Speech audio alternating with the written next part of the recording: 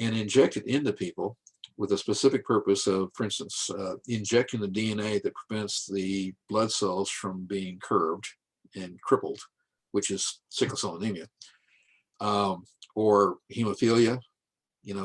Make sure that these close relationships, you cut out the port here and put in a new part, that you no longer have hemophilia.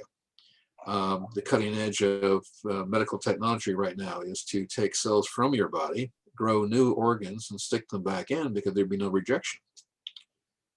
When a liver becomes cancerous, it isn't all cancerous, boom, and that's it. There's portions of it that have cancerous tumors. So we can take a portion of the unaffected liver, take it out, grow it, put that back in again. Wow. And the liver is an amazing thing. You can cut 2/3 of the liver out and leave the other third in there, and it'll grow back. It's an amazing organ. That's amazing. I didn't even know that. So again, we are on the cusp of developing these kind of technologies. So again, yes, being blind or deaf or dumb or any of those things are not intentional. So how would you then interpret John 9 when Jesus said it's not this person's sin or that person's sin? This person. I was going to go to John 9. Go. I begin to think we're twin brothers separated at birth. John 9 is the perfect example. It's the perfect example, first of all, of why you should never buy a Bible that does not have italics. Okay. Where the words were added by the person doing the translation. Number two, you must always remember that there were no punctuation marks in the original language. Yes. Okay? Okay. Therefore, the finest translation, which again isn't perfect, it cannot possibly be, but even the finest translation can be incorrectly punctuated. Okay?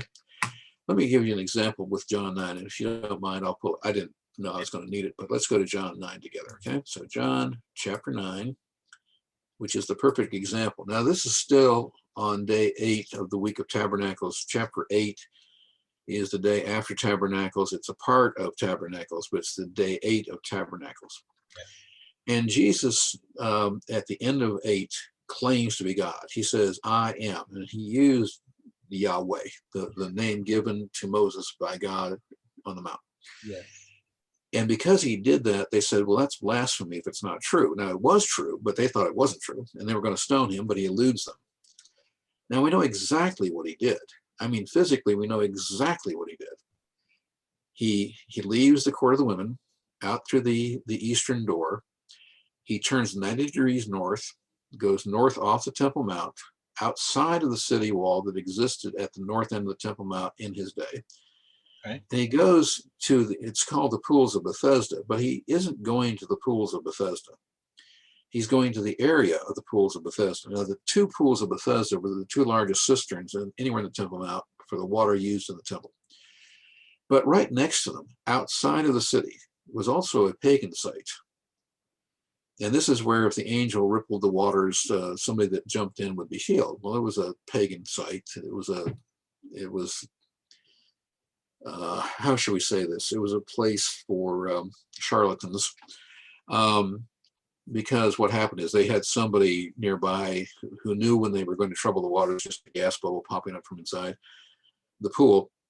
The remains of it are still there today in Jerusalem. And somebody would jump in, an actor, and jump back out and say he was healed, And so people would congregate there, and they would pay money, and they would beg and all kinds of things. But Jesus goes to this place.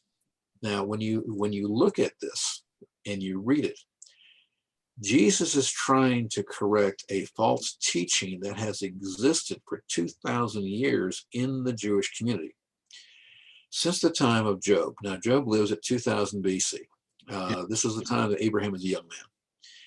And because of Job not being understood correctly. Now, Job is a book of science. It's a book about creation. It's a book that witnesses to God as the creator. It has nothing to do with suffering, period. God never addresses it in the entire book, in spite of what some people teach. But there was a false teaching from the time of Job in the Jewish community that said that disease and sickness was because of hidden sin in your body. That, all of his accusers, all of his quote unquote friends accuse him of having hidden sin. Job denies it. He says, I know my Redeemer lives, and et cetera, et cetera. He has the faith. He knows about sin and redemption. And he says, if you could tell me that if I have a hidden sin, I'll confess it right here and now. But they never can, because he doesn't have any. He has one sin that's very open to anybody looking, but he doesn't have any hidden sin. But the concept was, because of hidden sin in your life, this is why you have sickness. Okay. Jesus wants to take his disciples and correct this false teaching. And he knows if he takes them to this one location, they're going to ask the dumbest, most stupid question his disciples have ever asked. Wow. I'm serious. When you take a look at it, as he passed by, he saw a man blind from birth. Now, please tell me, does it say he was born blind? No. No. It says he was blind from birth, correct? Now, we don't know whether he was actually born blind or whether he became blind immediately after birth. Because you see, is that translation? Because the chapter 2 says he was born blind. But the text says that he was blind from birth, meaning described as being blind from immediately after birth, but it doesn't say he was born actually being blind. Okay. Now, if parents or doctors today, when you were born, we have to carefully cleanse the eyes of an infant when they're born. We do it with boric acid. It's a very mild, very gentle acid, but we cleanse the eyes very, very carefully, because if we do not do that, you will get a disease within a matter of weeks, which can literally cause permanent, irreparable blindness. Okay? So it says that he was blind from birth, but that does not say he was born blind. What he was described. Are you reading from, please? Verse 2? Well, I'm reading, start with verse 1, as he passed by. Verse 2 is, here's this man. Now, in verse 1, it says that he was blind from birth. Yes. And Jesus is passing by. And we know exactly where he was, because this is where the blind people, the lame people were always found. Right? And then he knows, because he's God, he knows everything. He knows if he takes his disciples to this location, they are going to ask the dumbest, stupidest question they can possibly ask. But it comes from this false teaching that's been in for 2,000 years. Okay? So in verse 2, now I can use the King James. I tend to use the NASB. So I'll use the NASB if you don't mind. His disciples asked him, Rabbi, Rabboni, who sinned, this man or his parents, that he should be born blind? Now, there it says that he should be born blind. But they don't know this guy. They just know he's blind. And that he was described as blind from, but not necessarily born blind. Now, that is the stupidest, dumbest question you could possibly ask. Because tell me something. Can a baby sin in the womb? No. It's impossible. Now, I'm sorry, brother. Again, we don't know each other very well yet. I hope we know each other better later. But do you have children? 2. Okay, excellent. When what age were they when they sinned intentionally the first time? They're still very young, so I don't even think. Okay. Well, how old are they? One is 3 and the other is 9 months. So. Okay, then you already know the answer to the question. You just don't know it. You know. don't know that you don't. You don't know that you know it, but you do. Okay. You see, people will think that children cannot sin until they're 3 years old, 4 years old, 5 years old, but that is absolutely not true. Remember, we are all born with the Adamic sinful nature, correct? But a baby cannot sin in the womb. It does not have the ability to sin in the womb. It doesn't have the mental capacity. It doesn't have the motor skills, yes. Right? It's a blank slate at that point. Yes. So the man could not have sinned in the womb so that his sin would have caused him to be born blind, correct? Right? Now, I'm going to describe for you, because I wasn't there, but I know exactly the first time your 2 children sinned. And if you don't believe me, ask your wife. Yeah. I'm going to tell you exactly when they did it. It is the first time when you sat them down put them on the floor, okay, and said, "Stay here." And wait a minute now, you got to listen to the whole thing. You said, "Stay here," and they started to crawl away. Now, if they just crawl away and keep crawling, they're not sinning. Did you hear that now? But the first time you put them on the floor and you said, "Stay here," and they started crawling, but after they had crawled a short distance, they looked back over their shoulder to see your reaction. That is the first time they intentionally sinned. It happened at about 5, 6 months old, I'd say. Wow. Correct? I could see that. Because if they don't look back, they don't understand that they're breaking the law. But the first time they look back to see your reaction, they know they're doing wrong. It isn't at 2 years old or 3 years old or 5 years old. It's somewhere, give or take, 6 months. How did I do? Did I do good? 100%. Yeah, 100%. 100%. I could see your analogy. Okay. Now, the disciples asked Jesus, who sinned, this man or his parents, that he was born blind? Because this culture of hidden sin causes disease and sickness and so forth. Now, what did Jesus say? Now, you have to remember, you never buy a Bible where the words added by the translators are not in italics. So if you buy a Bible that doesn't have italics, throw it away.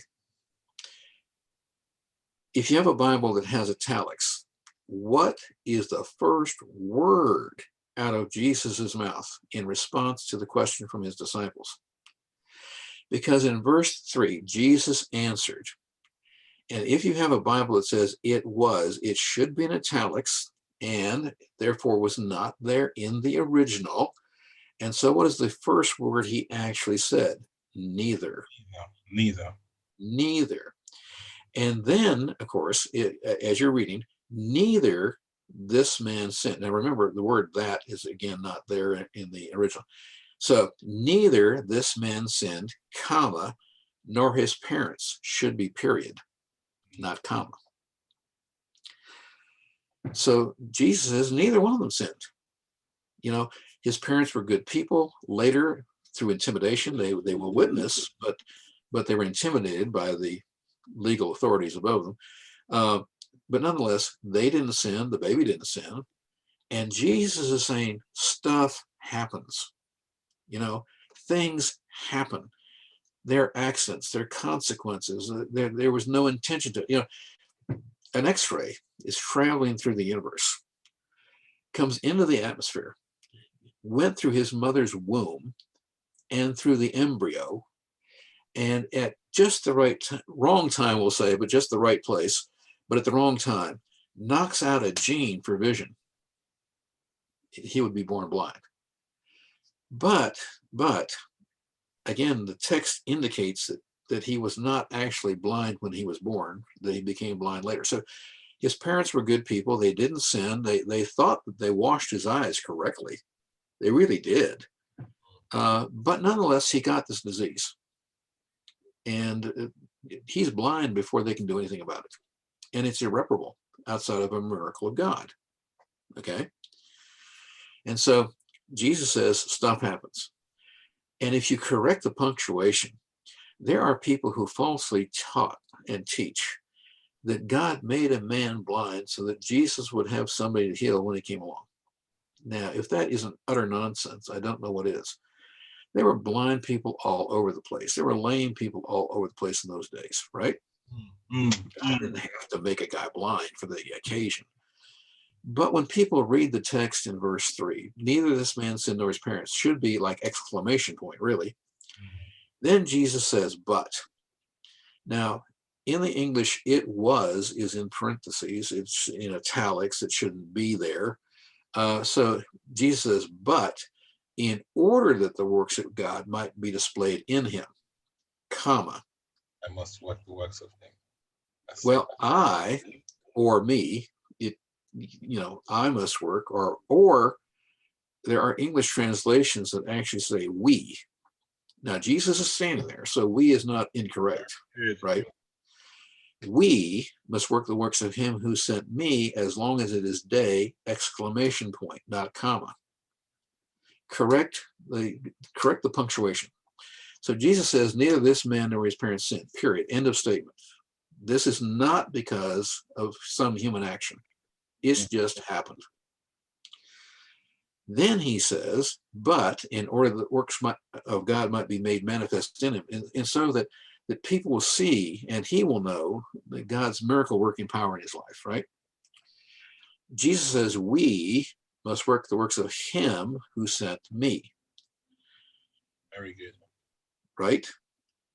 As long as it is day, the next sentence, as long as it is day, night is coming when no man can work. Jesus says there's a finality to all things.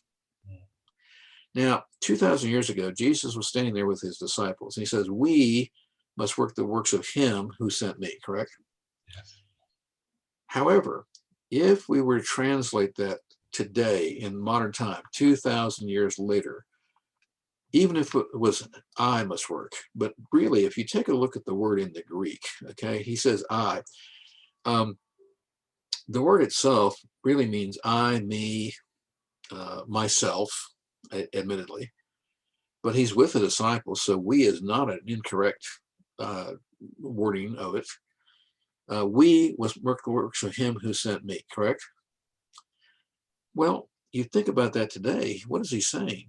Because the next sentence is very revealing. You know, he says, night is coming when no man can work. You know, we've got to do it now. We've got to do it right now. Salvation is today. You know, we can touch God and we can be healed today.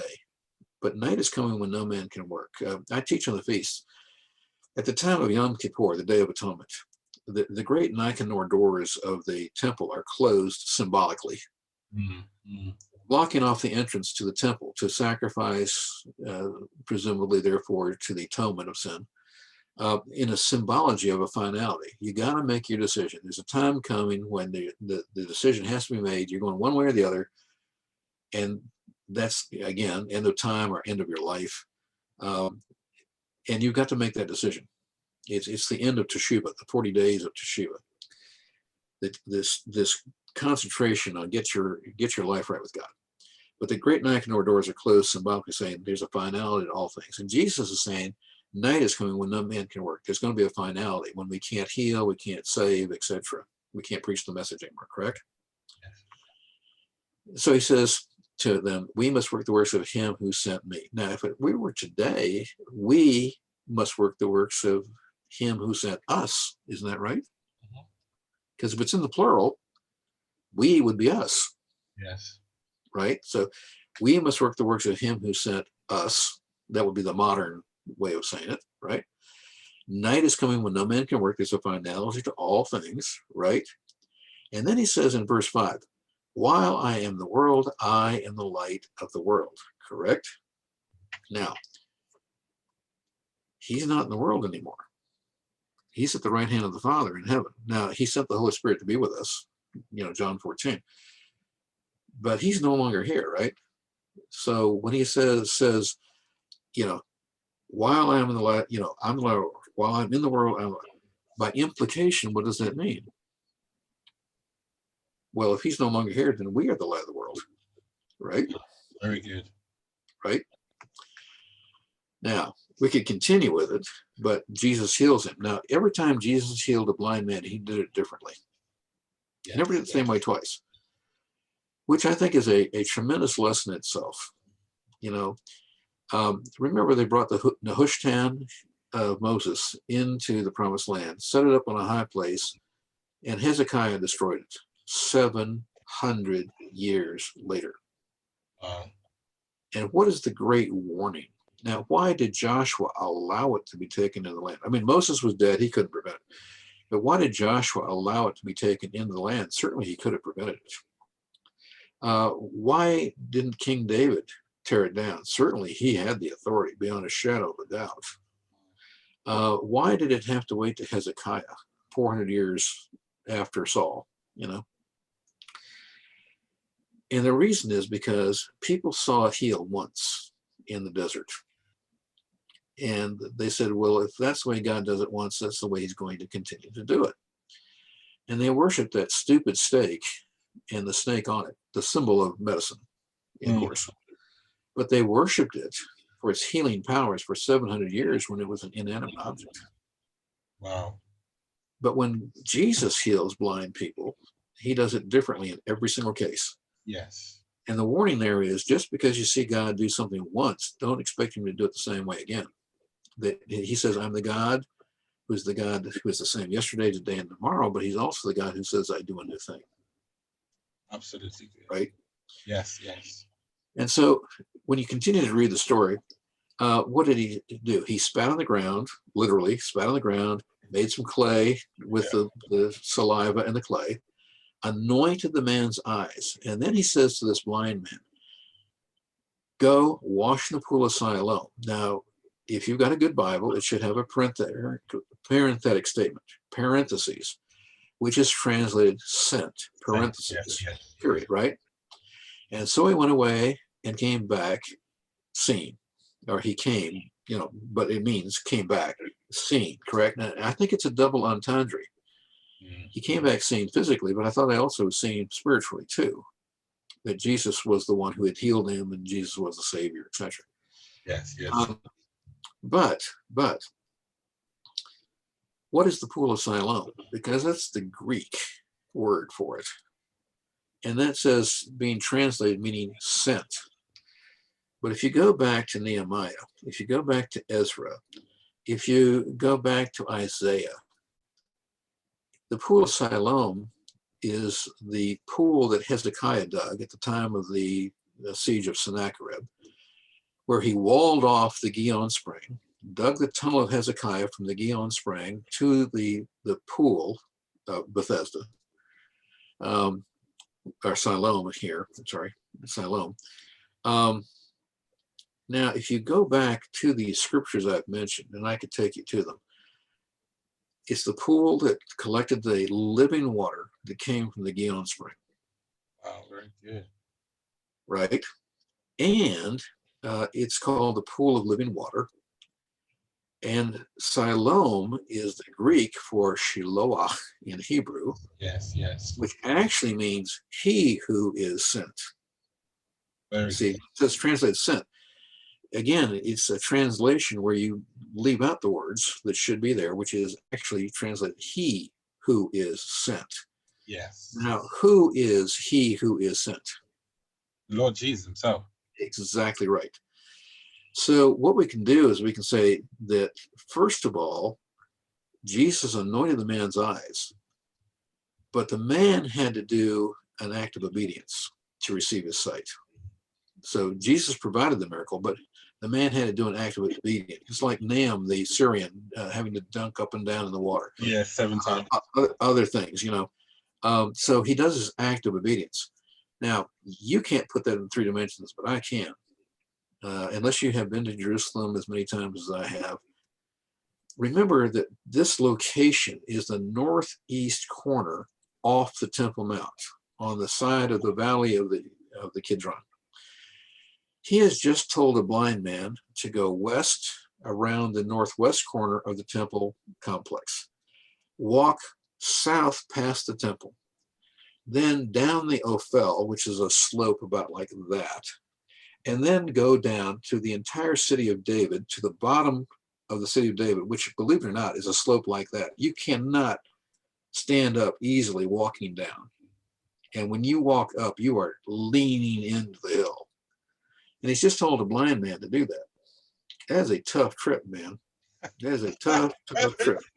I just have never seen it like that. For a blind man. But he does the obedience of washing in that pool of he who is sent. So we could literally say, since Isaiah says it's the pool of living water, that Jesus had commanded him to go, and the blind man literally washed his face in Jesus. Wow. Fantastic. And then he got his sight. There's like so many meanings on that. That's so revelational. I think it's a double entendre. I really do. There's no question he came back seeing physically. I mean, that's obvious. Yes, yes. And I think he came back with spiritual sight as well, that Jesus was who he said he was. And I think Jesus also mentioned even later on to the guys that were questioning if he was, blind from birth or whatever it was. And he said, I've come to make the blind see and those who had sight to not see, so there was a double. Oh, yeah. Sure. Well, the Apostle Paul is struck blind when he meets the Lord on the Damascus road, but his sight is returned in Damascus, and then he comes back, and so it's kind of like a switch. God can turn the sight off, and he can turn it on again too. Amazing. But each time he does it differently in order to prove it's not a formula. I agree.